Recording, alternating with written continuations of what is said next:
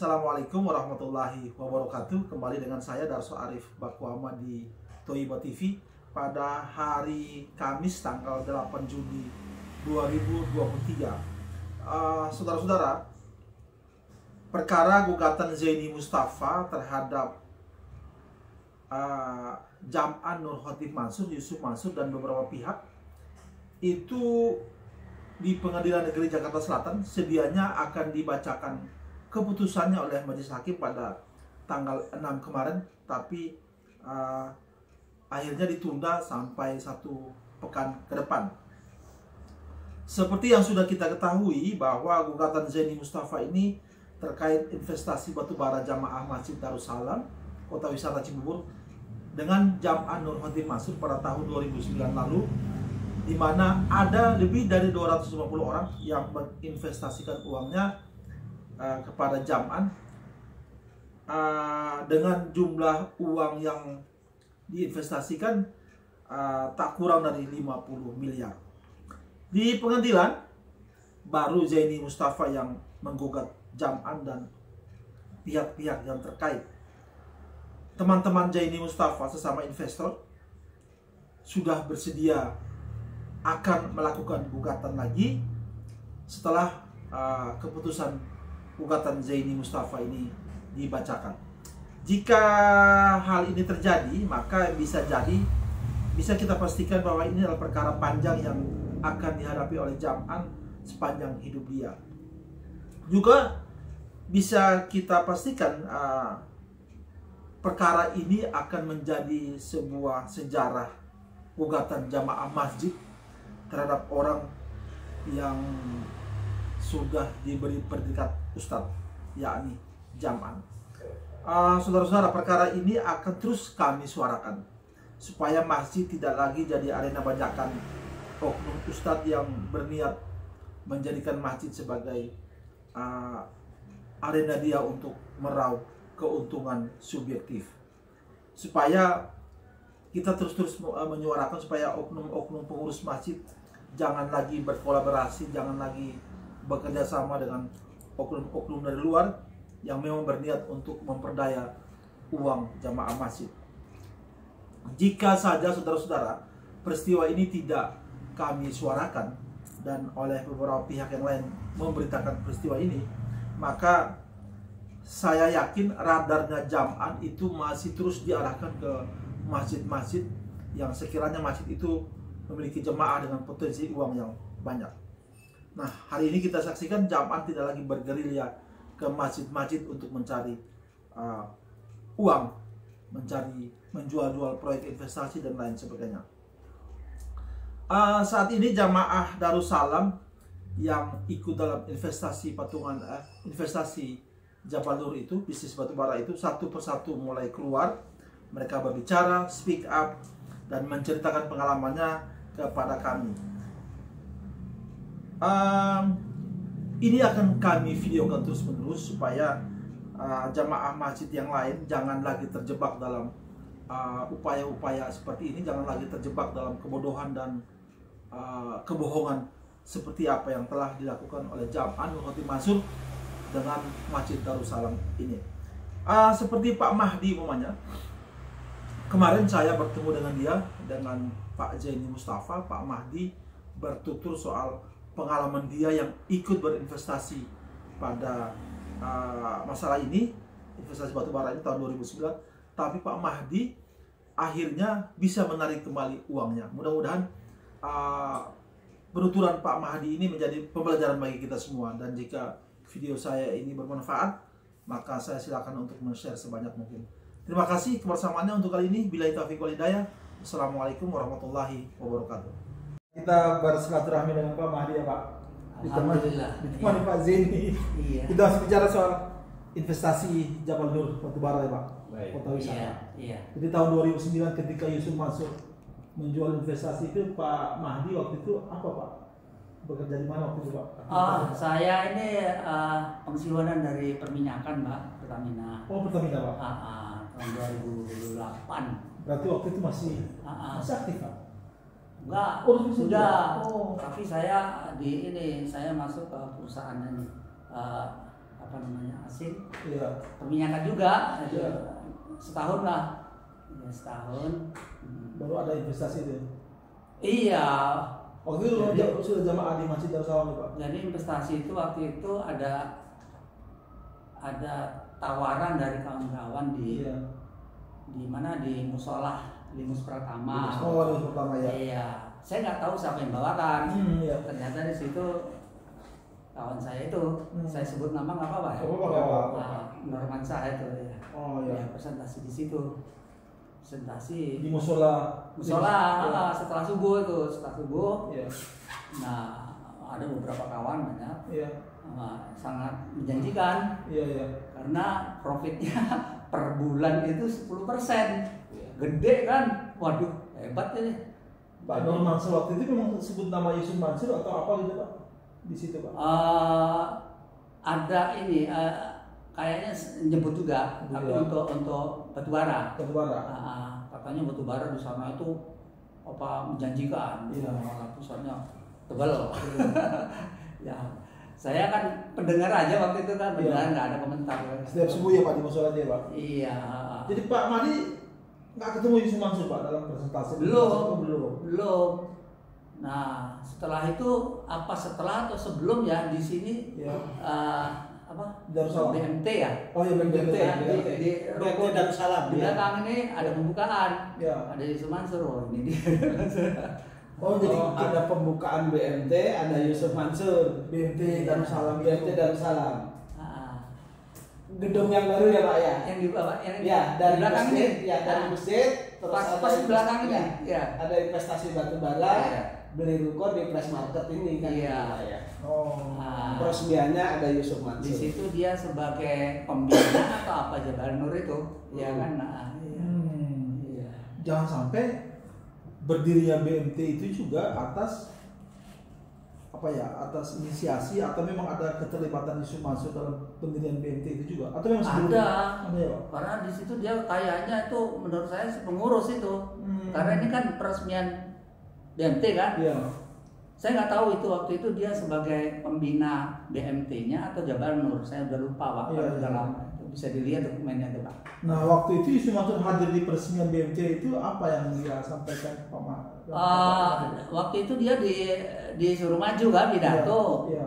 Wah, aku ini nggak ngerti masalah ini katanya, tapi disuruh ngomong baiklah, ya Iya. ngomong masalah waktu itu apa ya, lupa aku udah lama. Manajemen lah pokoknya, Iya. manajemen. Detailnya saya lupa. Iya. Lupa. Tapi yang jelas BMT itu pas itu. Iya. Sama Jabal Nur. Iya. Nah, itu aja Jabal yang saya Nur tahu. maksudnya Jabal- investasi. ya Investasi. berkaitan dengan investasi, jamaahnya Iya. dinamakan Jabal Nur. Kemudian BMT sebagai orang yang menerima dana Iya. daripada jamaah Jabal Termasuk Nur. waktu hari itu ya Yusuf Mansur memotivasi audiens jamaah untuk berinvestasi batubara Pak. Nah, ini saya sudah lupa karena Iya. sudah lama sekali. Nah, apa motivasi atau gimana? Iya. Karena saya sudah ada profitnya bagus ini. Kalau sebelum profit bagus. Kebetulan saya setelah pensiun lumayan uang Pak. Iya. Tapi waktu itu saya nyoba Iya. saya 50 juta dulu, 50 juta. Jadi setelah ikut acara itu kegiatan itu Bapak kemudian langsung berkeyakinan untuk berinvestasi. Saya tanya, saya setor kemana? Oh. Ke rekening saya kata si Normansyah. ya. Jadi Pak Mahdi Saya transfer. transfer ke Pak Normansyah, Iya. bukan ke BMT atau Yusuf Mansur bukan? Udah. Oh. Ya. Nah di situ saya yang intent menanyakan, Ke Pak Normansyah. iya mana perjanjiannya? Saya sudah store perjanjiannya. Belum ada Pak Mandi, belum ada. Lama itu Pak, waktu itu udah berapa lama nggak tahu, saya lupa. Sebelum saya bertanya yang lanjut Pak Normansyah ini siapa Pak Zidi? Jadi begini, ini sesuai dengan dokumentasi yang ada. Iya. Dokumentasi yang ada itu investor itu kan dibagi ke beberapa re-arranger. Iya. Re-arranger itu yang mengatur, Pak. Iya. Kebetulan Normansyah ini sesuai dengan dokumen yang saya terima yang ada sama saya ini. Iya. Ini adalah sebagai salah satu re-arranger, Pak. Oh. Re-arranger dari 32 orang, Pak. Pak Mahdi termasuk salah satu. 32 orang, kemudian jumlah total setorannya ada 1.125.000.000. Pak Mansa ini. Ya. Kemudian Pak Mahdi ini di sini ditulisnya Mahdi Limus, Pak. Iya, iya. Investasinya sebesar 50 juta rupiah. Iya. Pak, Jadi jelas ini, Pak. Iya, iya. Jadi jelas dana. Pak Mahdi, saya rasa waktu itu sudah ngerti soal investasi ya Pak, waktu itu ya Pak. Sangat ngerti saya. Tapi kenapa waktu itu hanya store tapi belum terima atau pegang dokumen-dokumen perjanjian? Iya, belum, nanti katanya. Aku kan percaya. Saya orangnya sangat percaya Pak sama orang. Iya. Saya ini sering ditipu orang Pak. Kebetulan dari masjid ke masjid, Iya. di sini presentasinya Yusuf Mansur itu di mimbar utama masjid. Iya. Kemudian teman-teman yang dari Arranger-nya? arranger presentasi juga dari masjid ke masjid. Dari musola ke Iya, dari musola ke musola, Pak. Iya. Akhirnya Pak Mahdi bertanya lah soal Iya, ya itu batu bara itu. Iya. Wah, dengan apa? Dengan kepercayaan yang tinggi bahwa batu bara ini cadangannya besar. Iya. Nah, wah bagus nih. Apalagi sebulan ini 10%. Profitnya ya. akhirnya Pak Mahdi dapat nggak dokumen-dokumen? Enggak. Berapa? Enggak. Makanya saya kan sangat percaya terhadap orang. Saya. Apa alasan Bapak dan Mansa nggak kasih dokumen-dokumen perjanjian? Alasannya waktu itu saya nggak tahu karena dia kan tetangga. Iya. Tetangga waktu itu di situ. Iya. Nah, ya saya nggak tahu kan kawan apa begitu seperti saya. Ya Iya. udah. Tapi saya tanya, Iya. mana perjanjiannya? Belum. Belum terus. Sampai Ya saya tanya terus sampai saya terus bulanannya itu nggak ada lagi. Nggak ada lagi. Awalnya dapat, Sekali padahal aja. Bapak belum dapat dokumen tapi udah kasih pembagian itu Pak. Ada sekali. Sekali ya. Tapi tidak 10%, berapa? 8 atau 7 lupa. Tapi Bapak belum terima perjanjian kan Pak? Belum. Langsung dibagi oleh Pak dan Mansa. Iya, memang sampai dengan dari awal sampai dengan ini gagal bayar tuh nggak ada perjanjiannya, Pak. Ada, semua ada ya? Semua tidak ada. Kalau toh ada perjanjiannya itu hanya BMT dengan BMT dengan ini apa PT Adi Pandor Perkasa. Nah itulah yang disembunyikan. Nah Pak, waktu itu kan banyak arranger nih Pak. Iya. Apa arranger yang lain juga tidak mendapat perlakuan seperti Pak Mahdi sehingga uangnya bisa? Kalau Pak Mahdi kan langsung ngajak ke arrangernya, Iya. pada Mansa. Macam minta saya. Normal Mansa. Iya. Akhirnya dikembalikan oleh Pak Normal. Iya. Berapa yang kembalikan? Full, Seluruhnya. 50. Walaupun Bapak sudah pernah dapat pembagian pertama, Iya. tapi dikembalikan full. Iya, full. Modal itu kan? Modal ya. Modal. Memang kawan-kawan ya saya dengar nggak ada berani, Pak. Nggak ada berani, Bilang ya. aku yang maju, tenang aja. Pada saat itu Bapak ini, udah yang limus dia bilang Pak ini saya yang maju, ayo bikin laporan. Cuman pada nggak berani, termasuk di sana ada Pak Andi dulu juga Pak ya, yang Andi. Pak Andi Andi itu yang muda-muda itu, yang kencang suaranya. kesian itu. Iya.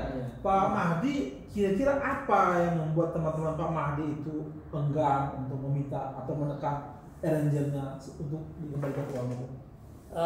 Begitu saya ketemu almarhum Sahrul. Katanya Yusuf Mansur ini berjanji akan mengembalikan per bulannya 100 atau berapa waktu itu? Akan diaksur. Diaksur Lebih 100 juta. 100 untuk semua. Untuk semua. 100 itu ke Yusuf Mansur, ke ini Pak, ini nanti dibagi-bagi gitu. Iya. Bagi-bagi. Jadi Saya nggak tahu. 100 itu akan dimasukkan ke JBN ini, JBN, nanti JBN dibagi-bagi. Bagi. Dan itu memang ada beberapa kali angsuran yang jumlahnya kalau cuma dibagi itu paling dapatnya sekitar ada yang dapat 100, ada yang dapat 200.000. Oh.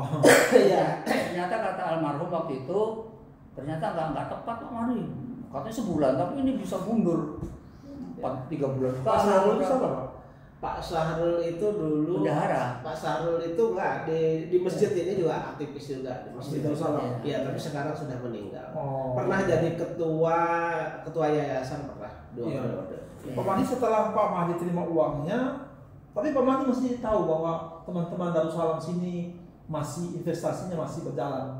Maksudnya uangnya masih ada di. Iya, saya dapat informasi dari almarhum ini. Oh itu. Banyak sini Pak Madi. Apa yang akhirnya Pak Madi memberikan advice kepada Pak teman-teman itu ketika itu? Saya nggak tahu waktu ngomong sama siapa. Iya. Kita proses saja, kita laporkan polisi. Ayo. Waktu itu Pak, udah. Tapi nggak tahu siapa, lupa. Bukan Pak Jeni, bukan. Iya. Kenal ya. Nah itu masih di tahun 2009 Pak Madi sudah punya ide untuk Sudah. Kenapa Pak? Karena aku kan ngerti hukum, Pak. Nah, kenapa Pak melihat bahwa itu harus dipolisikan Pak? Ya, supaya kegiatan ini paling enggak terhambat lah gitu. Berarti Bapak sudah lihat bahwa investasi JPN ini Yusuf Mansur ini memang ada unsur pidananya ya Pak? Nah itu saya nggak tahu waktu itu, nggak tahu. Ya yang penting perjanjiannya kok nggak ada. Perjanjian nggak ada. Jadi sebenarnya 2009, 2010 ini sudah gagal total, gagal total gitu. Nah, saya lah yang paling kenceng ingin mempidanakan. Maksud saya siapapun yang terlibat, apakah itu yang namanya makhluk Yusuf Mansur, apakah yang namanya makhluk JPN, apakah yang namanya makhluk BMT, kalau ada keterlibatan ya diciduk, maksud saya. Diproses lah. Diproses. Karena ini kan bukan uang hasil rampasan perang, Pak. Kalau waktu 2009 itu kalau diproses pidana ya Pak? Stop, ya pidana. Nah, terus nggak jadi teman-teman nggak ada yang bergerak. Bukan, jadi teman-teman ini diadu domba. Satu dan lainnya diadu domba. Terus kemudian ada beberapa ulama juga mendekatin saya, jangan diproses karena ini ada nama ustadz, nanti Islam rusak, ya kan? Ini masih ada potensi untuk pengembalian. Kalau jamaah yang lainnya itu diadu domba. Kalau Pak Zaini nanti maju, justru dia pasang badan nggak mau bayar gitu loh. Pak Madi ini kan udah lebih dari 10 tahun Pak. Udah lama. Tentang waktu 2009 sampai 2019 lumayan 10 tahun. Pak Madi nggak dengar teman-teman sini dengar. Saya baca YouTube-nya Bapak kan. Saya ikuti terus. Karena konkret saya nggak ada lagi kan. Tapi secara mental saya akan membantu. Menurut Bapak, bagaimana caranya supaya investasi ini selesai? Pertanggungjawabannya Yusuf Mansur Pak, gimana Pak? Kalau menurut Bapak, apa Yusuf Mansur betot ke sini? Boleh. Nanti kita tanya dia kan. Saya pengen tahu uangnya kemana dia, iya kan? Kalau Yusuf Mansur jantan, Yusuf Mansur jantan Yusuf Mansur jantan, kemudian gentleman, karena dia yang pertama presentasi batu bara ini di mimbar Masjid Darussalam ini seharusnya dia datang untuk menyelesaikan. Kalau jantan. Pada periode itu Pak Mahdi nggak pernah ketemu Yusuf Mansur dalam acara-acara apa gitu Pak? Nggak pernah. Waktu peresmian BMT nih. Itu pakai sarung dia. Pas setelah itu ada nggak interaksi yang lain dengan Yusuf Mansur? Nggak pernah. Tapi pasca itu Bapak melihat Yusuf Mansur di televisi dong? Oh iya itu dongkol betul. Dongkol ya. Yang ketemuan di Legenda Wisata itu enggak Pak? Di Serbaguna Legenda Wisata. Enggak ada itu dengan dalih jaket kan. Kasihan ibu-ibu yang ngono ini. Diserahkan. Pak Mahdi kan dongkol ya kalau lihat TV ya. Kalau sekarang itu sama. Sama. Karena dia atas nama Ustadz Pak. Kan merusak Ustadz itu. Kalau saya dari awal ini investasi itu bodong, kalau ada Yusuf Mansur langsung dibuang, langsung ganti channel Pak. Kalau gitu kesempatan Bapak untuk bicara dengan Yusuf Mansur kira apa Pak yang Bapak mau sampaikan Pak ke Yusuf Mansur? Dia kan pasti nonton nih Pak video ini Pak. Menyadarkan aja nanti. Suruh dia sadar gitu. Menyadarkan karena setiap manusia ini nanti kan ada pertanggungjawaban di akhirat pasti itu. Bukannya ngomong, pasti ada. Dia kan tahu namanya surga neraka kan tahu. Tahu dalilnya, tahu semuanya. Tapi sayangnya Pak, dia tidak pernah bicara dosa Pak. Kalau dalam ceramah itu kan nggak pernah bicara dosa, nggak pernah bicara azab, nggak pernah bicara nanti di neraka Pak. Dia dunia aja bicaranya Pak. Karena seorang muslim itu pasti tahu. Tapi seorang muslim pastinya tahu. Tahu, tapi cuma dia kalau ngomong dia dosa, dia azab, kan dia sendiri pelakunya Pak. Iya, makanya orang lain yang harus Yang menyadarkan ya orang-orang lain. Kalau sekarang datang Yusuf Mansur Pak, datang Yusuf Mansur dengan sebuah program investasi, jelas semuanya perjanjian segala macam, produknya segala jelas. Pak Mahdi kira, tapi yang ngajak Yusuf Mansur Pak, perusahaannya Yusuf Mansur Pak. Pak Mahdi mau ikut nggak? Enggak. Saya pun ngerti soal itu. Gitu ya. Saya di sini banyak kawan saya yang punya ini, yang pendana Pak. Gitu ya. Menurut Bapak, Yusuf Mansur itu pantas nggak sih menjual investasi itu pantas nggak sih? Enggak. Nggak pantas ya? Enggak. Apa sebab Pak? Kalau saya melihat ada ilmu yang belum punya dia. Ada ilmu yang belum punya. Iya. Ilmu apa sih Pak? Ya ilmu investasi itu. Ilmu investasi. Iya. Investasi. Caranya nggak begitu. Oke. Pak Mahdi, di penonton kita ini kan masih banyak yang awam soal investasi. Soal diajak-ajak investasi oleh ustadz, oleh macam-macam lah. Nah, Pak Mahdi mungkin bisa kasih pencerahan kepada kita semua bagaimana bagusnya kita ini berinvestasi Pak supaya aman uang aman. Aman itu gimana Pak supaya kita bisa tahu? Ya kita menyampaikan modal ke owner ya, atau investasi ya kita lihat ownernya ini apa proyeknya, ya apa kerjaannya, terus kalau perlu dia mempunyai suatu program yang kita bisa lihat profitnya Pak. Planning ke depannya ada lah. Ya, ada. Ini kan nggak ada, hanya 10%. Pak ingat nggak waktu ada di BMT itu ada ngumpulin uang sedekah nggak Pak? Nggak ada. Nggak ada ya. Nggak ada. Saya kira investasi diambil juga, sedekah diambil juga nggak Pak ya? Tapi saat itu ada tanda-tanda yang nggak enak Pak. Apa tanda-tandanya Pak? Iya. Tanda-tandanya apa Pak? Ya. Enggak disebutin aja. Saya sebutkan sini. Jadi ada tanda-tandanya nggak enak. Pak Mahdi tadi sudah ngomong sama saya. Pada saat peresmian ini, ya kan, seharusnya konsumsi makanan dan lain sebagainya itu kan masih baru Pak. Ternyata basi Pak. Waktu itu Pak sebenarnya ada isyarat dari Allah bahwa ini tuh nggak bagus lah. Hati-hati. Ini orang kan masing-masing ada kegiatannya. Oke, ini perbincangan saya Pak Jini dan Pak Mahdi, perbincangan santai di kantornya Pak Mahdi di lantai 2 di Kota Wisata. Ya, mudah-mudahan teman-teman Pak Mahdi yang lain di Kota Wisata, di Limus dan sekitarnya melihat video ini tergugah mereka, hubungi Pak Mahdi, kita ngobrol di sini ya Pak ya. Boleh. Terus rencana-rencananya Pak Jini akan susun. Kalau saya begini ya, ini kenapa saya ini selalu menggugat Yusuf Mansur, selalu memberikan pencerahan terhadap umat yang lain. Jadi ini bentuk jihad saya Pak. Pak Mahdi salah satu investor JBN yang terselamatkan ya Pak? Iya, alhamdulillah. Mudah-mudahan teman-teman Pak Mahdi yang lain itu sadar sekarang dan mau muncul, mau ajak Pak Mahdi, ajak Pak Jeni, kita bertemu dan kita angkat kembali ini. Selesaikan bersama. Tapi kalau ini Buyo Pak Darso, yang ibaratnya dari orang-orang yang sebagai investor JBN Batubara ini Buyo, baik pidana maupun perdata kita lakukan Pak. Salah satunya kalau perdata kan tentu kita ajukan gugatan sesuai dengan lokasi. Terus kemudian kalau mau guyup lagi kita menghadap ini Pak Kapolri Pak. Tapi ramai-ramai 250 orang itu. Kita suratin dulu Kapolrinya kan. Masalahnya sekarang ada 200 sekian orang ini mereka tidak mau keluar, tidak mau bicara, tidak mau itu Pak. Iya. Inilah mungkin yang menjadi dosa mereka nanti Pak kalau nggak mau keluar. Menurut saya ketika kita membiarkan sesuatu yang jelek ya, kejahatan, kita tidak mau menyadarkan orang, dosa juga kan Pak. Apa mungkin teman-teman Pak Mahdi ini malu atau apa Pak sehingga mereka nggak mau keluar? Nah, saya belum ada komunikasi nih. Belum ada. Karena kami kan nggak tahu nih siapa orangnya nih. Biasa perjuangan Pak Jeni masih panjang, sementara perjuangan saya panjang. Saya katakan mungkin begini Pak. Mungkin kalau Yusuf Mansur ini nggak insaf, saya akan berjuang terus nih sampai Yusuf Mansur nggak ada Pak. Gitu ya? Iya. Artinya abis Pak Jeni kan diputus. Abis saya diputus kalah atau menang. Tapi kalau saya yang terjeleknya misalnya kalah, tentu putusan itu akan saya kulitin Pak. Oke. nanti muncul lagi, ada yang berani kasih kuasa gugat lagi. Ada Pak. Ada yang muncul lagi gugat.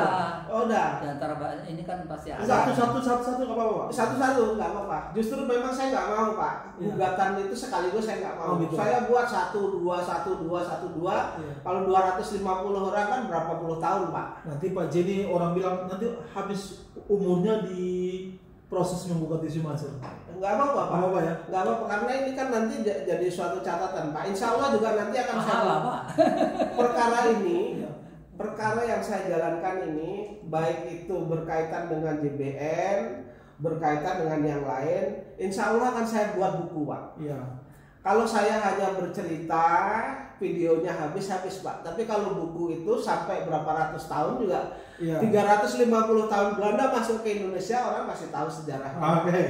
Itu loh. Oke. Jadi ya mohon maaf nanti kalau perkara saya ini apapun keputusannya akan saya buat buku, siapa tergugatnya, si A, si B, itu akan dibaca oleh orang ratusan tahun, hakim yang memutus, kemudian kalau misalnya hakim memutus tidak sesuai, juga akan saya laporkan, juga akan saya bahas di buku saya. Insya Allah. Insya Allah. Oke, Pak Madi terima kasih banyak waktunya udah terima kami di tempat usaha Bapak di lantai 2. Terima kasih berkunjung ke sini Pak. Pak Jenny terima kasih banyak udah teman saya ya. Sama-sama. Terima kasih Bu. Ya, Assalamualaikum warahmatullahi wabarakatuh.